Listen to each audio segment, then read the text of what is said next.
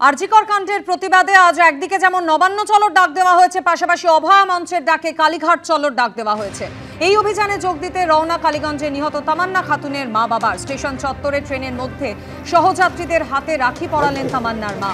1 বছর পার, অভয়াও বিচার পায়নি, আমার মেয়েও বিচার পায়নি। প্রতিবাদেই পথে নামা জানিয়েছেন বোমায় নিহত 4র্থ শ্রেণীর ছাত্রীর মা বাবা। আজ সকালেই পলাশী স্টেশন থেকে ট্রেনে চড়ে কলকাতার উদ্দেশ্যে রওনা দিয়েছেন তারা।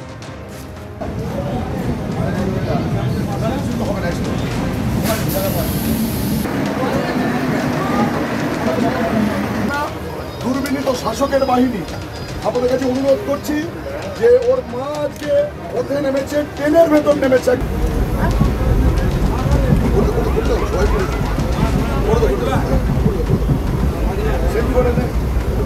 আরজিকর কাণ্ডের প্রতিবাদে অভয়া মঞ্চের ডাকে আজ কালীঘাট চলো অভিযান। আর সেই অভিযানে যোগ দিতে ইতিমধ্যেই পলাশী স্টেশন থেকে রওনা দিয়েছেন কালীগঞ্জে নিহত তামান্না খাতুনের মা বাবা।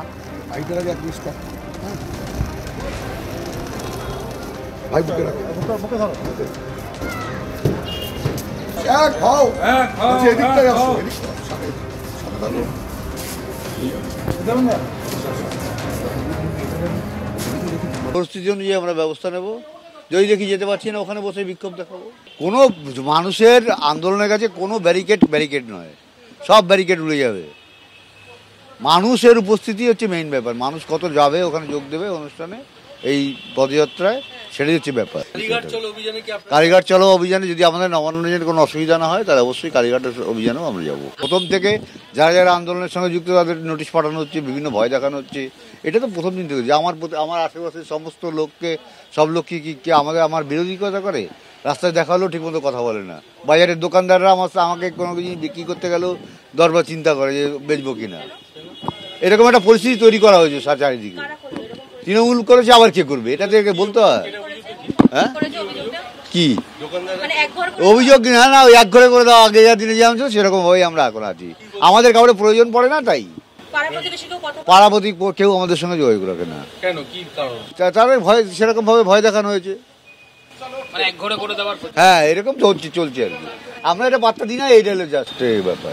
আমাদের মাননীয় স্বাস্থ্যমন্ত্রী, আমাদের মাননীয় মুখ্যমন্ত্রী আমাদের খুব ভয় পেয়েছেন।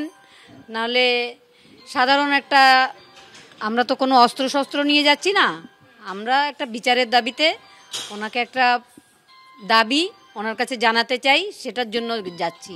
এটা উনি খুব ভয় পেয়েছেন, ওই জন্য উনি আমাদের গণতান্ত্রিক অধিকার খর্ব করে ওনার যে থ্রেট কালচার সেটা চালু করেছেন। দিনটা কোনো মা বাবার যেন জীবনে না আসে, কোনো মেয়ে যেন তার স্বপ্ন না হারায়।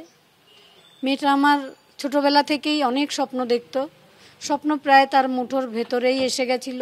হয়তো এতদিন তার এমডি গোল্ড মেডালিস্ট হয়েই যেত। বলবো দুর্ভাগ্য নয় আমাদের, এটা যারা ওকে কেড়ে নিয়েছে আমার থেকে তাদেরই দুর্ভাগ্য। কারণ আমি ওকে নিয়ে যতটাই গর্বিত ছিলাম, এখনও ঠিক ততটাই আমরা গর্বিত। তবে এখন আমরা খুব ভালো থাকতাম, সামনে ওর বিয়েও ছিল। ওদের লড়াই চলতেই থাকবে এই বিচারের দাবিতে। একজন যে দোষী তাকে যে ধরে তদন্তের নামে যে প্রহসন আমাদের সঙ্গে হচ্ছে, এটা আমরা মানব না। সিবিআই এর কাছে গেছিলেন এবং কি হলো? সিবিআই দপ্তরে গেছিলেন দিল্লিতে। সিবিআই এখনো সেই ওই একাই সঞ্জয় রায় দোষী, এটাই আমাদের বোঝানোর চেষ্টা করছে। আমরা বলেছি যদি দেশের 140 কোটি মানুষ কাউকে বিশ্বাস করাতে পারেন এটা, তাহলে আমরা এটা মেনে নেব।